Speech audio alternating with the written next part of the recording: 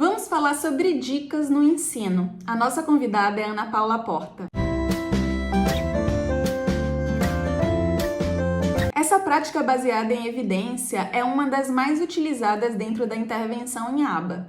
Isso porque um dos pilares dessa intervenção é o ensino sem erro, já que o erro pode ser aversivo para o nosso aprendiz e a gente quer aumentar a motivação para realizar a tarefa, que pode ser mais simples através da dica, mais fácil. A gente usa hierarquias de dica para reduzir a dependência dessa dica pelo nosso aprendiz. A gente pode usar dicas das mais intrusivas, ou seja, aquelas dicas físicas totais, para menos intrusivas, uma dica em forma de modelo ou gestual, por exemplo. Ou da mesma maneira, a gente pode usar dicas menos intrusivas, que seriam instruções verbais ou modelos, antes de a gente passar para a dica física, por exemplo.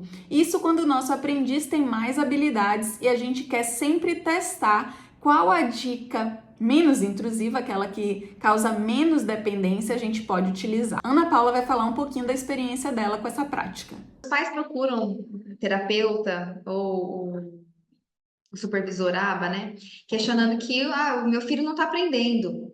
Meu filho tem 19 anos e não sabe ler. Meu filho tem 7 anos e não sabe escovar dente. E daí a explicação que eu ofereço é que se ele não aprendeu até aqui com o ensino convencional de uma escola, de uma família, né? Ah, meu outro filho aprendeu, esse aqui não aprende.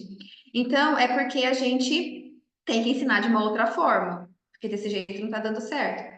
E quando a gente ensina baseado em análise do comportamento aplicada, a gente organiza o ensino para que o aprendiz, ou a criança, ou o jovem, ele não fique errando sempre, errando, tentando e errando, né? Naquela tentativa e erro.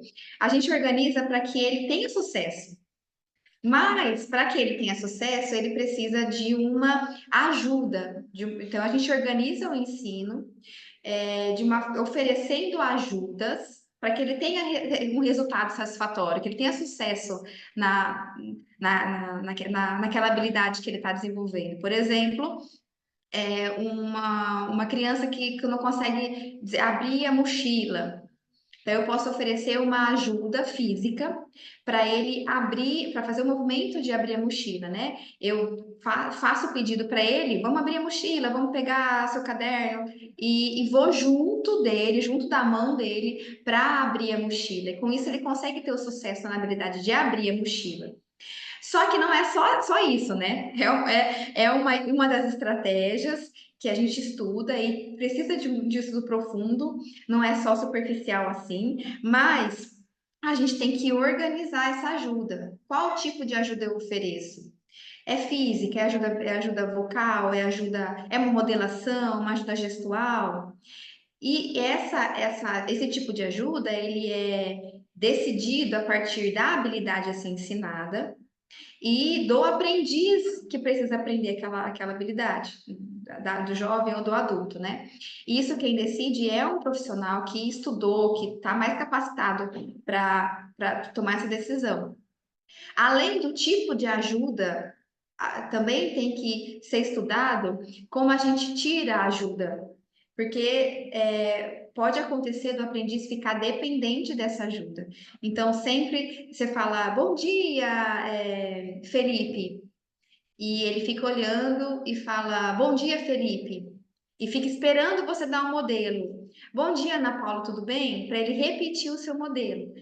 Ou ele fica esperando para pegar tal coisa, ele fica esperando você ajudar ele a pegar tal objeto que ele quer. Se ele está fazendo isso, ele está dependente de ajuda, ele está dependente de ajuda, dependente de dica. E isso acontece quando esse ensino não é organizado, o esvanecimento ou a retirada da ajuda não é programada e o jovem, a criança fica dependente dessa ajuda. Mas se é organizado o tipo de ajuda, o jeito da retirada de ajuda, o esvanecimento de ajuda,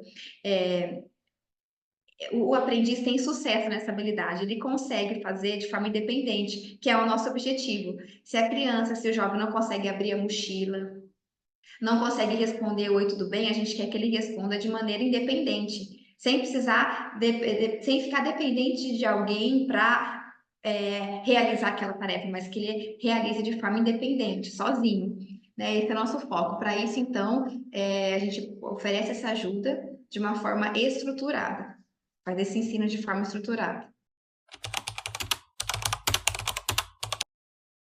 A aprendizagem, o sucesso da habilidade de cada pessoa, de cada indivíduo, de cada criança, depende de uma variedade de fatores, né? E uma das estratégias é esse apoio, essa dica, essa ajuda, esse prompt de forma organizada. Mas também existem outras estratégias baseadas em aba para ensinar a habilidade a ser aprendida, a ser adquirida. E a gente também tem que lembrar que cada ser humano é um ser humano. Então, às vezes existem comorbidades, às vezes a gente precisa da ajuda de um profissional, na maioria das vezes, né, de um terapeuta ocupacional, de um fonoaudiólogo, de um psicólogo, para orientar na área, de acordo com a área deles, a melhor forma de desenvolver uma habilidade.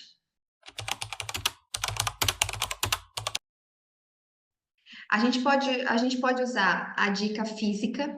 Então, se for uma dica de mais para menos, porque existe de mais, a gente pode dar de ajuda de mais para menos, ou de menos para mais. E esse tipo de ajuda, né, se é de mais para menos, de menos para mais, é decidido por esse profissional capacitado em aba.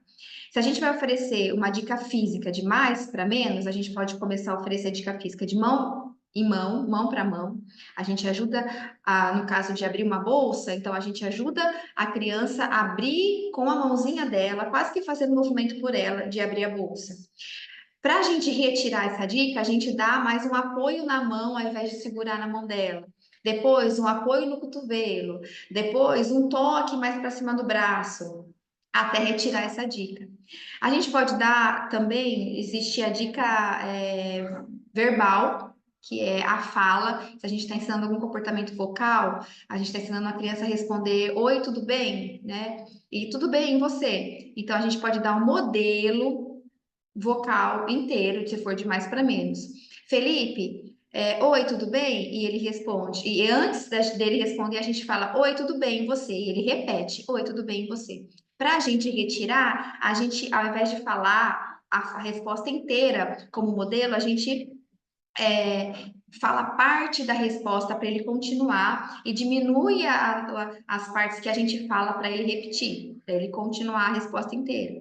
A gente também pode oferecer a dica gestual, apontando para o lugar que ele tem que fazer, mostrando o que ele tem que fazer.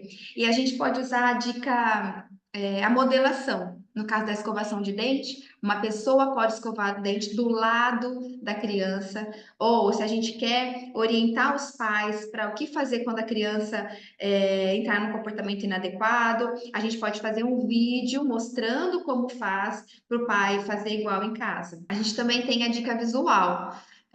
Um exemplo pode ser quando a gente está ensinando o telefone dos pais para a criança, que é uma habilidade importante. Se ele se perder no shopping, se ele se perder em algum lugar, um adulto chega e fala: qual o telefone da sua mãe? Ele responde o telefone para que a pessoa ligue para a mãe para pedir ajuda. Então, como você pode oferecer essa dica para esse ensino? Você pode colocar, se a criança souber, que é pré-requisito de ler números, né? Você coloca o número na sequência e fala: qual o telefone da sua mãe? E ele vai olhar o número e ler o número. Para você esvanecer essa dica, você vai tirando os números aos poucos, para ele ter o apoio visual só do papel, continuar os números para ir decorando esse número a partir da dica visual. Além do esvanecimento de mais para menos, a gente tem a possibilidade do esvanecimento de menos para mais. E isso é oferecido para as crianças que têm comportamentos que são necessários adquirir comportamentos mais complexos, que já têm habilidades básicas desenvolvidas. Nesse caso, a gente oferece menos ajuda para responder determinada pergunta, para ele generalizar essa habilidade de forma mais efetiva. E se caso ele precisar de mais ajuda, a gente oferece mais ajuda na resposta, no diálogo, numa conversação.